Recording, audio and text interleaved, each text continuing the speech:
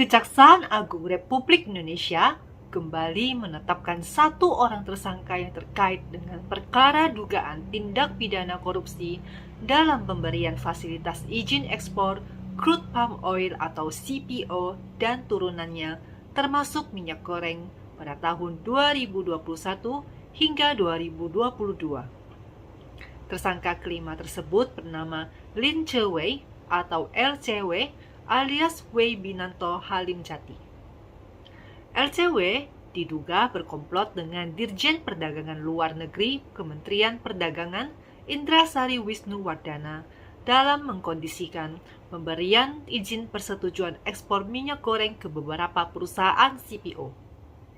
LCW merupakan pihak swasta yang tidak memiliki kontrak khusus untuk ikut menentukan kebijakan terkait izin ekspor CPO dan minyak goreng.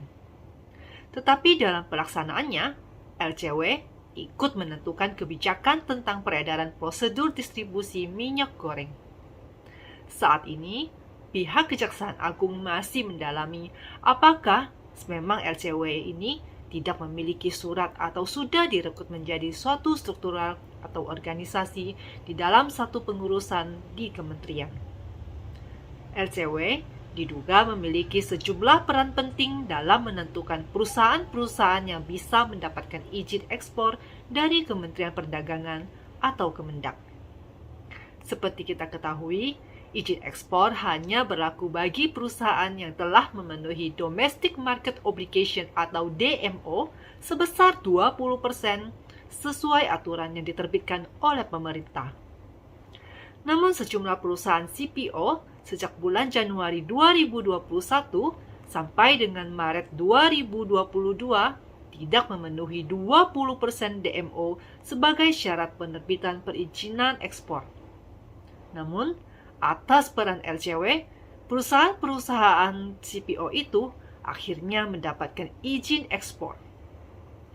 Jaksa Agung ST Burhanuddin mengatakan tersangka LCW merupakan pihak kunci. Dia yang diduga menjadi penghubung antara sejumlah perusahaan-perusahaan CPO yang menerima penerbitan persetujuan ekspor dari Kemendak. LCW berperan aktif dalam berkomunikasi dengan Indrasari Wisnuwardana atau IWW, Direktur Jenderal Dirjen Perdagangan Luar Negeri di Kemendak, yang sebelumnya juga sudah ditetapkan menjadi tersangka.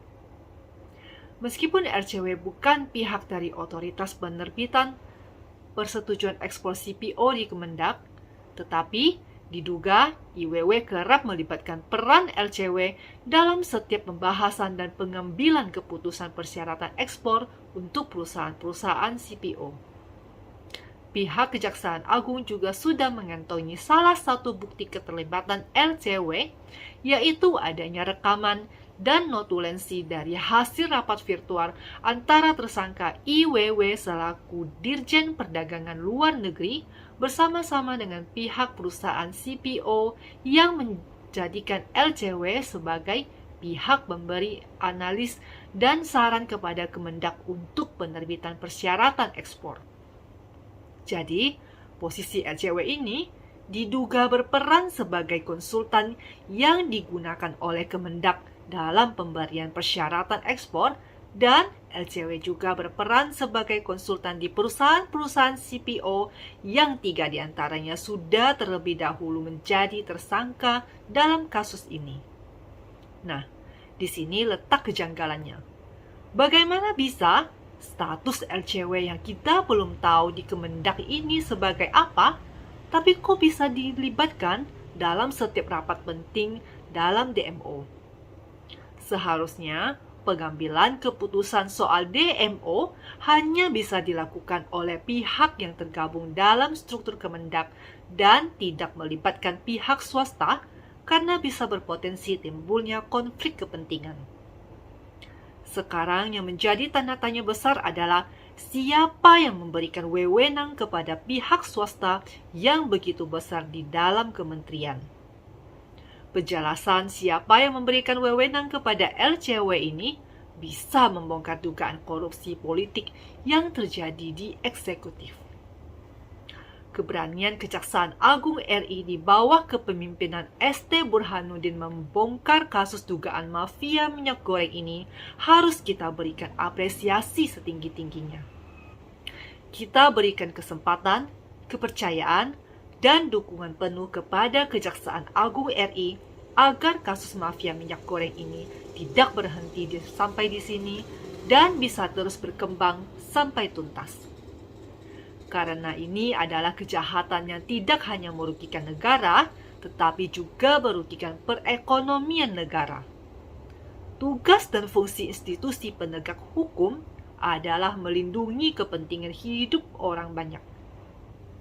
Mari kita dorong Kejaksaan Agung untuk terus mengembangkan kasus ini dan mengaitkan pihak-pihak lain yang diduga ikut terlibat dalam kasus ini, baik itu pihak swasta maupun pihak penguasa. Meskipun potensi tekanan untuk menghentikan proses hukum bisa saja terjadi, namun kita tetap berharap Kejaksaan Agung tidak akan gentar. Kejaksaan Agung tidak boleh kalah apabila ada serangan balik dari pihak-pihak mafia migor dengan potensi kekuatan ekonomi dan kekuasaannya yang bisa mempengaruhi dan mengintervensi jalannya proses hukum sehingga kasus ini terganggu atau bahkan terhenti sampai di sini. Saya yakin Kejaksaan Agung sebagai lembaga penegak hukum yang independen, profesional, dan berintegritas akan membuat penanganan perkara dilakukan hingga tuntas. Mari kita bersama-sama mengawal, ikut mengawasi, dan memberikan dukungan penuh kepada Kejaksaan Agung dalam mengusut tuntas kasus dugaan tindak pidana korupsi terkait pemberian fasilitas ekspor CPO dan minyak goreng. Saya Yanti, undur diri.